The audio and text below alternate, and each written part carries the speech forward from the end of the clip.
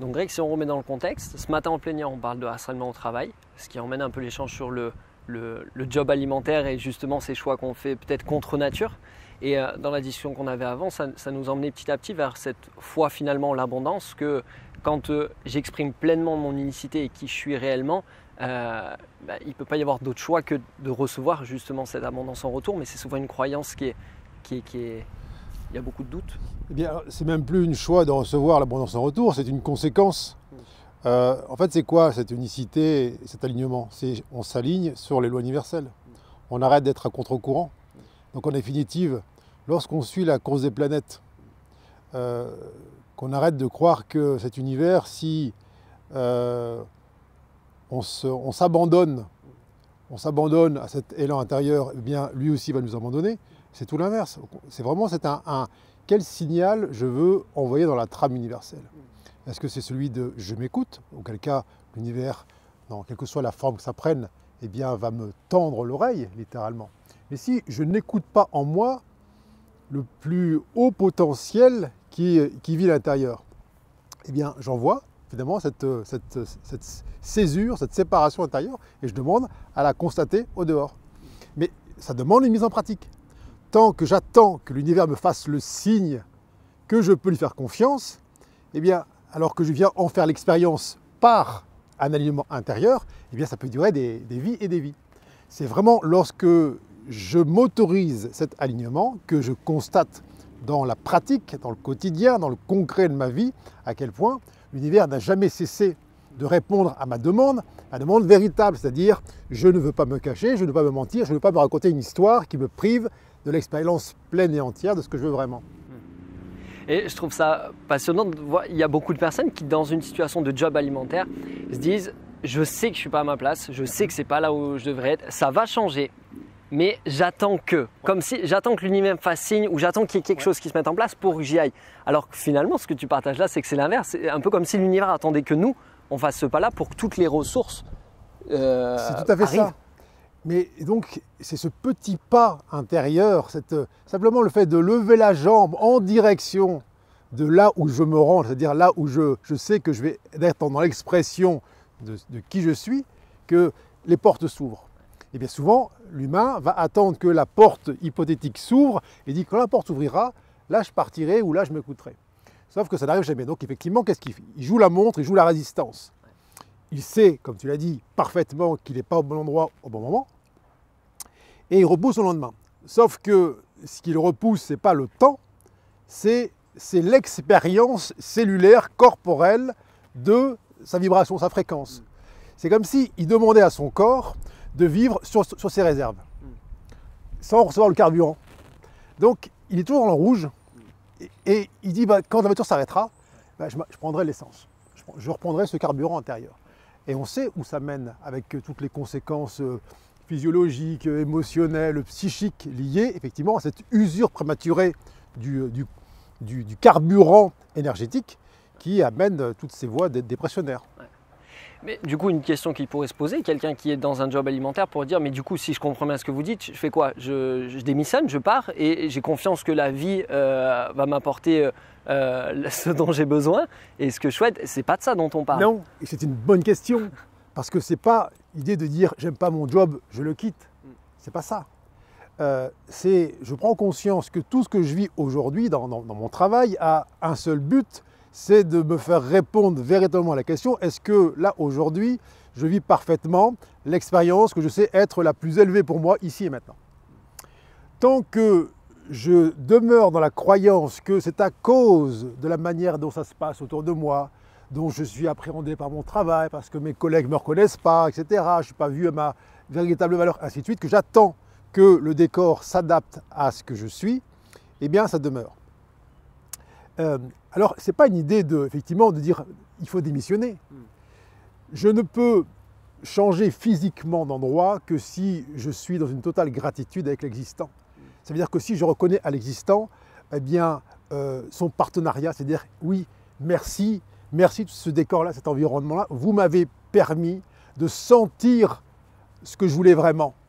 Mais tant que je juge l'existant, à cause de ça je ne suis pas heureux, à cause de ceci, il manque ça, eh bien je vais partir ailleurs, mais avec ce jugement arrimé au corps et je vais le redéployer, le revivre dans une autre expérience. Donc c'est là où ça demande de la vigilance. Parce que beaucoup me demandent, oui, mais alors comment on sait quel est le bon moment pour partir? Et bien le bon moment, c'est quand on arrête de juger et qu'à la place du jugement ne demeure que de la gratitude. Et ça me fait rire parce que j'ai l'impression qu'il y a un piège parfois à ça. Les gens peuvent comprendre ça et se disent bah, ok, je mets de la gratitude, et au final, c'est comme si ça venait diminuer l'inconfort ou diminuer la souffrance. Ouais. Et du coup, une fois que ça va mieux, c'est au final, ça va. C'est comme si du coup, c'était venu apaiser un espace qu'on sait être contre nature, mais que ce cheminement-là, il nous amène à un espace où tout s'apaise. Mais du coup, parfois les gens restent en se disant non, je ne fais pas ce pas courageux dont tu parles souvent. Tout à fait. Et ça, on voit bien qu'il y a une tentation de récupération de l'ego qui va récupérer une situation confrontante à son avantage. Vous voyez à quel point je suis dans la gratitude finalement. Vous voyez ma grandeur d'âme. Malgré tout ce que je subis aujourd'hui, je suis là quand même. Alors que là, on est complètement à côté de la plaque, parce que lorsque cette gratitude se déploie, elle se déploie pour la circonstance qui est une conséquence, et donc qui est déjà dans le passé. Et derrière, il y a toujours une invitation au mouvement. C'est-à-dire, ce n'est pas à bouger, mais à entendre en soi le mouvement de la vie, qui nous pousse toujours à rejoindre notre plus haut potentiel. Quel est-il? Eh bien, on le sait qu'en y allant. Si on attend de savoir dans quelle direction on doit aller, vers quel point, qu'est-ce que je vais faire, c'est une découverte permanente. Donc c'est un mouvement. Alors effectivement, ça demande du discernement parce que la tentation ou la possibilité pour l'ego de récupérer la situation et de faire de la gratitude, une sorte d'anesthésiant de la partie disons, occultée en souffrance, elle est là.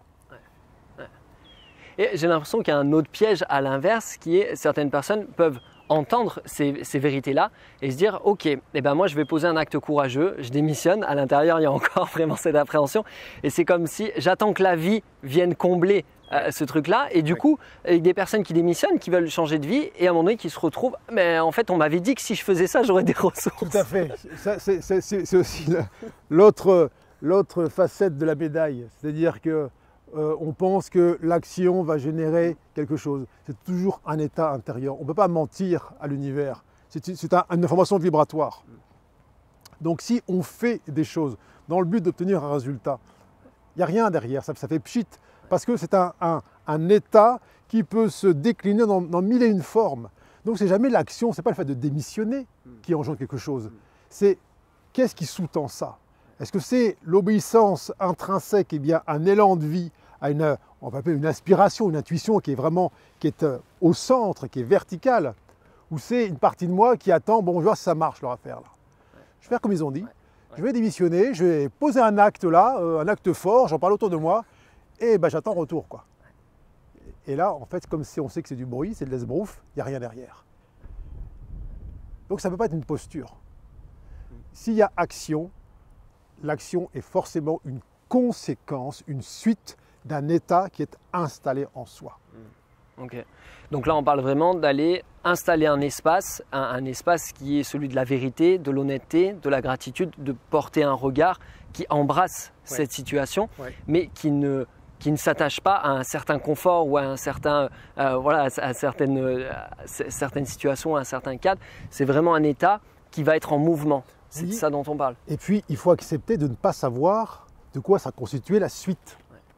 Lorsque on est dans cette acceptation qu'effectivement, pendant des années, on s'est oublié, on s'est nié, on s'est là confiné dans un espace rétréci, peut-être que l'univers a un plan pour nous qui va nous faire passer par certaines étapes que la tête a du mal à imaginer, mais qui sont des étapes indispensables pour aller faire tomber les pelures, les armures, les murailles qu'on a constituées, érigées pendant des années, pour pouvoir tenir dans la situation ancienne. Alors, si on veut tout de suite savoir ce qui se passe après-demain ou demain, lorsque effectivement, je ne sais pas quoi, la gratitude s'installe ou qu'il y a un acte qui est posé, non, ça c'est encore la tête qui veut récupérer. Il faut accepter de ne pas savoir, c'est-à-dire de s'offrir un mouvement, un élan. Et c'est ça un peu la foi. La foi, c'est avancer jusqu'à l'audace. Et on découvre un potentiel obstacle au dernier moment, mais on y va quand même. On ne sait pas pourquoi on y va, mais on y va quand même. Est-ce que cette audace et ce courage, ça peut se vivre aussi avec une famille? Parce que par exemple, là, on pourrait prendre un jeune homme, une jeune femme célibataire et dire « Ok, j'entends, j'écarte ses couches, etc. J'y vais. » Mais parfois, on entend des gens qui disent « Mais moi, je veux bien, mais j'ai des enfants, j'ai une famille. Est-ce que c'est pas un acte égoïste que de faire ça ?» Alors, il y a des responsabilités, on va dire, formelles sur un plan horizontal.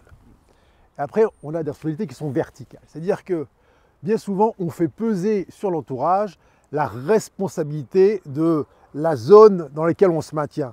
Si je n'avais pas mes enfants, et puis si ma femme avait un job, moi aussi je m'écouterais, je ferais autre chose. Mais là, elle ne travaille pas, mes enfants sont en âge d'aller à l'école, et donc, à cause d'eux finalement, à cause d'eux, je ne m'écoute pas, quoi. Donc ça, ce sont des excuses. Parce que pourquoi on se choisit les uns les autres mutuellement pour vivre ensemble? Ce n'est pas pour survivre ensemble, c'est pour vivre ensemble. C'est-à-dire être tous, collectivement, les reflets les uns pour les autres de la plus haute incarnation de ce que nous sommes. Ça veut dire que qu'est-ce qu'ils attendent de nous, ces enfants-là, qui nous regardent là, symboliquement, vers le haut, comme les grands, mais qui nous montrent l'exemple. Donc c'est-à-dire qu'ils sont l'incarnation de cette offrande au plus haut potentiel que nous sommes. Mais si je dis à mon enfant que je suis censé élever vers sa dimension la plus vaste, tu vois mon enfant, à cause de toi, je ne peux pas. Mais qu'est-ce que je lui enseigne là? Qu'est-ce que je lui apprends?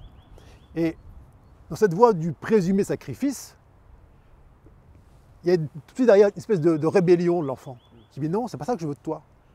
Je veux pas que tu me racontes toute ta vie que tu t'es sacrifié pour moi. D'abord c'est faux et ça n'a pas de sens. Le seul besoin de l'enfant, c'est de voir ses parents heureux, au sens ils accomplissent pleinement ce pourquoi ils ont pris forme humaine. Et on se reconnaît mutuellement. Parce qu'il a besoin de ça, l'enfant, cette bouffée d'oxygène, cet appel intérieur qui est honoré. Donc finalement, c'est un acte altruiste. J'allais dire, c'est un acte au départ qui cherche à vraiment exprimer sa vérité individuelle, mais qui va bénéficier à tout le monde, aussi dans un sens d'inspiration. Bien sûr, et on mésestime très souvent le pouvoir infini de l'univers de connaître nos besoins. Lorsque j'écoute mon cœur, j'écoute en fait l'univers. L'univers sait parfaitement que j'ai 2 enfants et une femme ou un crédit immobilier à payer. Moi, je suis en train de croire que l'univers m'envoie un message, mais il ne sait pas que j'ai des charges. Il ne sait pas que j'ai des besoins. Alors, tu es bien gentil, l'univers, mais d'abord, moi, il faut que je m'occupe de mon quotidien, et puis quand j'aurai un peu de temps, j'écouterai ce que tu me dis. C'est là où, effectivement, on joue la carte de la séparation. Donc, ça nous demande, effectivement, de voir beaucoup plus large et dire, attends, si cet univers me parle en mon âme et conscience, si je sais qu'au fond de moi, c'est la voie que je veux emprunter, suivre et honorer, c'est que, bien évidemment, il y a une sorte d'accompagnement collectif. Rien ne se fait seul. Et quand bien même il y a un temps de transition, que ça peut engendrer, je ne sais pas quoi, un déménagement, une sorte de tension, parce que ça fait bouger les uns et les autres, on sait qu'au final, c'est ce que tout le monde veut. Mais si on a peur du changement et en même temps on le veut, et à un moment il faut faire un choix. J'ai l'impression en t'écoutant de revenir à des discussions qu'on a déjà eues un peu plus sur ton parcours à toi. Par exemple, ton départ de l'armée. J'ai l'impression que tu as traversé ces voiles-là. Je ne sais pas si tu es OK pour en parler. Bien sûr. Alors, beaucoup pensent que je suis parti de l'armée, donc j'avais une retraite, un parachute doré, etc. Mais je suis parti, je n'avais pas de retraite parce que je suis parti avant l'âge de la retraite. J'avais un crédit immobilier, j'étais en plein divorce, j'avais un enfant de 3 ans à charge et je n'avais pas d'endroit où aller. Alors, quand on me dit que pour moi c'était facile de partir, pour autant, lorsque j'ai accepté de faire ce pas, en dépit de l'ensemble de ces conditions apparemment contraires à la pleine liberté, il y a eu une sorte d'alignement cosmique, planétaire, et tout ce qui pouvait sembler être une condition opposée à cette liberté s'est aligné sur ce plus haut potentiel. Ça veut dire quoi? Ça veut dire que il faut que notre corps fasse l'expérience, cette confiance, cette foi. Ce n'est pas l'univers de nous prouver qu'il nous aime ou qu'il nous accompagne. C'est à nous d'arrêter de nous convaincre qu'il ne nous aime pas, qu'il va nous abandonner. Ce n'est pas la même chose. Il nous prouve tout le temps à quel point il est là en permanence répondant à nos besoins. Mais nous, on arrive en permanence à se convaincre de l'inverse. Mais ça demande une mise en pratique, effectivement. Alors pourquoi effectivement, je m'autorise le fait d'être un peu dynamique dans cette voie-là, parce que je sais que la tentation est forte d'aller récupérer à gauche, à droite, des motifs apparemment tout à fait valables et honorables en apparence, qui justifient le fait que pour moi c'est pas possible, ou pour moi c'est moins possible. Et extérieurement, tu m'as déjà partagé un peu ce décor-là que tu as traversé il y a quelques années, avec plein de synchronicités, plein de choses qui sont, voilà, qui démontrent cette abondance de l'univers. Mais tout ça, finalement, c'est du décor. Toi, intérieurement, comment tu l'as vécu? Qu'est-ce qui s'est passé pour toi? Est-ce qu'il y a des choses que tu es allé éclairer? Est-ce qu'il y a des ressources qui ont été aidantes? C'est-à-dire que à un moment donné, comme très souvent, j'ai arrêté de croire que j'avais le choix. Tant qu'on croit qu'on a le choix entre s'écouter, s'entendre, honorer cette voix intérieure et puis la nier, eh bien on va osciller entre les deux. Lorsqu'on lui dit en fait, c'est pas ça qui se passe, c'est que j'ai pas le choix, c'est juste une évidence pleine et entière. Ça ne dit pas qu'autour, il y a des espèces de voix parasites en soi qui tournoient et qui veulent nous faire dire, mais attends, est-ce que tu as bien pesé le pour et le contre? Donc, est-ce que tu as bien choisi? Lorsque on arrête de vouloir choisir, eh bien, il y a une seule évidence qui demeure et on la suit. On peut parler du libre arbitre. C'est pas est-ce que je prends la voie de gauche ou celle de droite, c'est est-ce que j'opte pour la peur ou la confiance. Moi, j'utilise mon libre arbitre pour cesser d'arbitrer. Donc, je décide de renoncer à ce qui, en moi, pourrait me faire tergiverser dans une voie qui serait contraire, opposée, autre que celle de l'évidence. Alors, encore une fois, ça se décide. Puisqu'on sait que si on fait un choix différent, opposé, c'est qu'on prend une décision qui est en notre pouvoir. On a ce pouvoir-là d'arbitrer. Ce qui ne veut pas dire qu'il n'y avait pas d'espace de doute en toi. C'est Mandela qui disait le courage, ce n'est pas l'absence de peur, c'est la capacité de la dépasser. Oui. Ce qui veut dire que si les personnes ont des doutes, ça peut leur permettre aussi de se poser, de réfléchir, etc. Et ces doutes peuvent être éclairés avec cet état, cette fréquence vibratoire. C'est un peu de ça dont on parle. Il ne faut pas une absence de doute pour se lancer. Bien sûr que non, parce que c'est toujours ce que je disais tout à l'heure, c'est que beaucoup attendent que le doute disparaisse pour faire un pas. Mais le doute, il est existentiel dans le sens où tant qu'il y a une partie de nous qui se croit potentiellement menacée par une quelconque circonstance, eh bien il y a ce doute-là. Donc l'idée, c'est de prouver à toutes ces parties intérieures qui ont peur, qui doutent, eh bien qu'il y a une autre réalité qui est immensément plus vaste, plus ample et qui fait progressivement disparaître ce doute.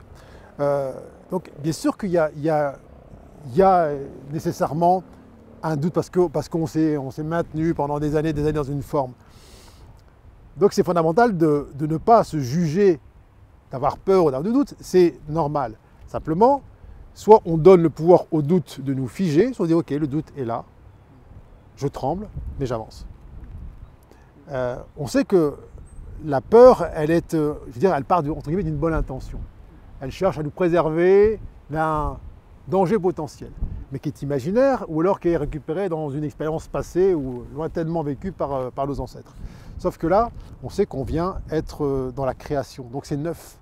Quelle que soit l'expérience vécue dans le passé, quel que soit ce que notre tête imagine, ce ne sera pas ça.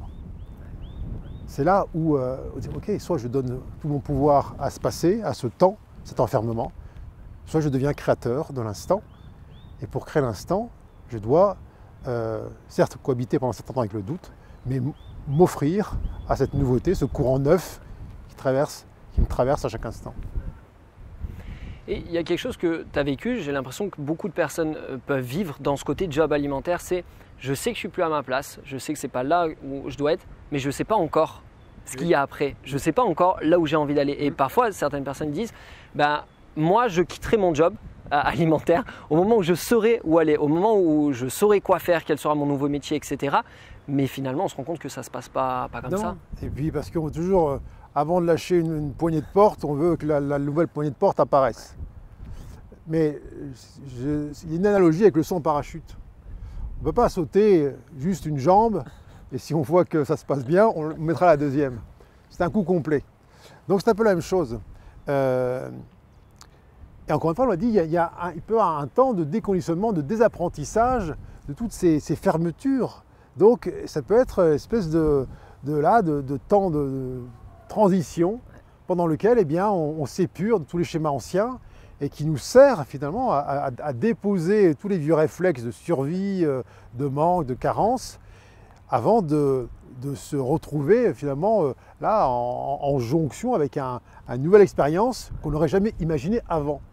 Et parce que la vision qu'on a dans le ici et maintenant, dans celui ou celle qui est enfermé dans sa posture, elle est privée de la vision panoramique ou périphérique d'un futur là qui advient.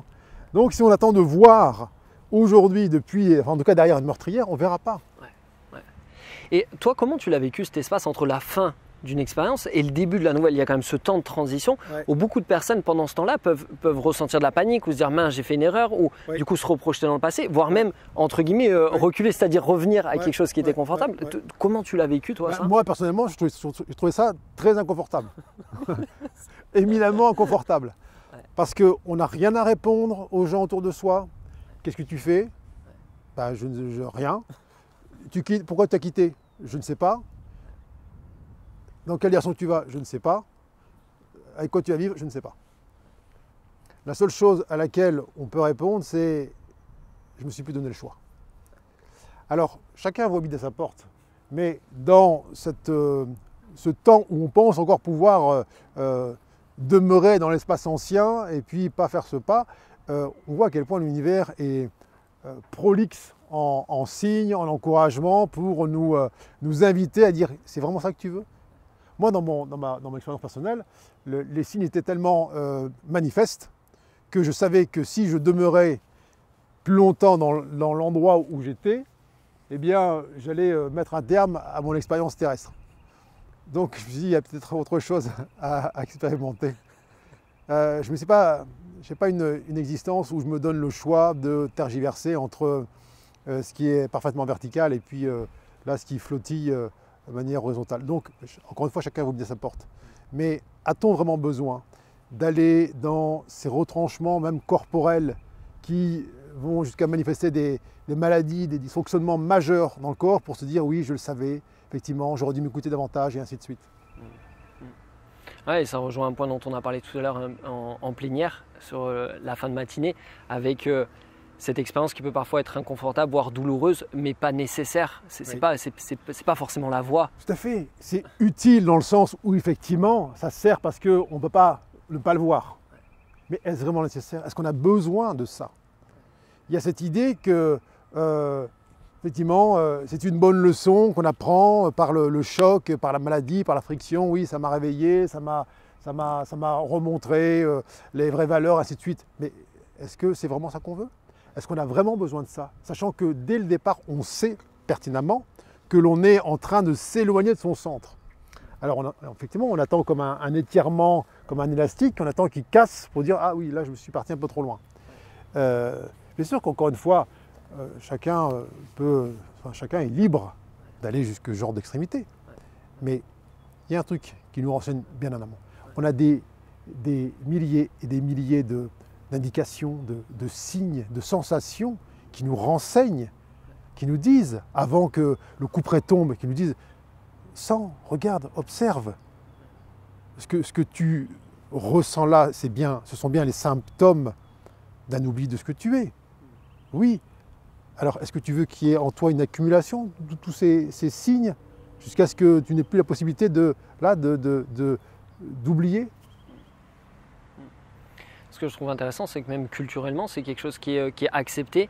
On nomme par exemple la crise de l'adolescence, la crise de la quarantaine, mais pour moi, c'est simplement des périodes de vie où il y a eu une telle accumulation que le choix n'existe plus. Exactement, ça fait ça. Alors, on parle de rébellion, de malaise, etc. Mais non, c'est simplement un alignement plus grand sur ce qui nous anime. On devrait donner beaucoup plus de place, en tout cas de sens, à ces temps, à ces âges charnières où il y a un questionnement existentiel. On parle de l'adolescence, effectivement, parce que c'est le moment où on va mettre ce pied, on va commencer à participer à la vie, au vivre ensemble. Et on n'a pas envie de s'oublier, cet âge-là. Et puis quand, effectivement, à 40 ans, il y a ce questionnement, est-ce que je suis vraiment en train de vivre la vie pour laquelle j'ai pris forme humaine? C'est la même réponse qui peut advenir. Donc là, finalement, ce dont on parle, c'est que exprimer son unicité, c'est possible. C'est pas forcément que de la lumière, c'est pas forcément que du confort. C'est au contraire, ça peut être des espaces qui peuvent être inconfortables, qui peuvent être douloureux. Mais c'est comme s'il y avait quelque chose en nous qui s'exprimait et qui ne prenait pas en considération ces choses-là, qui était plus grand que ça. Alors c'est un peu comme la chenille et les papillons. Il y a un temps d'inconfort lorsque le papillon il doit sortir de sa chrysalide là. Effectivement, il doit déployer ses ailes, il n'est pas habitué, ayant vécu qu'en tant que chenille, et puis il ne sait pas si les ailes vont voler, vont fonctionner, ainsi de suite. C'est un peu ça, c'est une espèce de mue, une mue de la conscience, une mue de l'expérience. Et il faut savoir qu'un peu comme des saisons, il faut accepter que le changement s'opère en soi, que des modifications structurelles engendrent des perceptions émotionnelles diverses et variées. Ça nous invite à ne plus juger les émotions, les sensations, les perceptions, pas croire qu'il faut être forcément toujours dans une espèce de plénitude, de joie là dans le corps, et que si jamais il y a autre chose qui survient, ce sera anormal. Bien sûr que non. On s'est tellement confiné pendant des siècles et des siècles et des siècles dans l'oubli de soi qu'on a habitué ce corps à résister, à tenir en quelque sorte dans des basses fréquences avec une forme de soumission à cette douleur-là.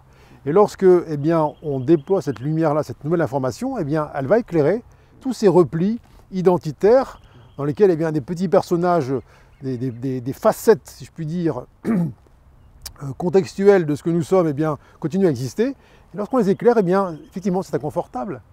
C'est comme une espèce de bête féroce qu'on éclaire avec un plein phare au fond de la grotte. Avant de sortir, elle va essayer de se défendre, de se battre, de résister. Alors, on dit, soit on la laisse tranquille au fond de la grotte, mais tu dis non, c'est pas ça. Va te promener et retrouve ta liberté. Donc le chemin de l'unicité, il ne suit pas forcément la fluidité. Alors, la fluidité, tout est relatif. Ce qui est fluide pour l'un n'est pas pour l'autre. Il faut cesser d'estampiller les émotions, certaines qui seraient négatives, d'autres positives, des sensations qui seraient là à accueillir et d'autres à mettre de côté. C'est un mouvement. Est-ce que la vie sur Terre est fluide? Il y a des jours, c'est grand orage, le lendemain c'est le soleil. Ce sont des variations intérieures. Si on cesse de préférer les unes aux autres ou de privilégier les unes aux autres, et finalement on se dit, ce sont des mouvements à l'intérieur, des mouvements. Et si je laisse tous ces mouvements s'accomplir, finalement c'est comme le ciel. Parfois le ciel semble gris, il y a des nuages, mais le ciel est toujours bleu en vérité. Ce sont simplement des nuages qui circulent et le ciel est toujours bleu. Super. Je pense qu'on pourra en parler pendant longtemps encore, mais j'ai l'impression que c'est chouette.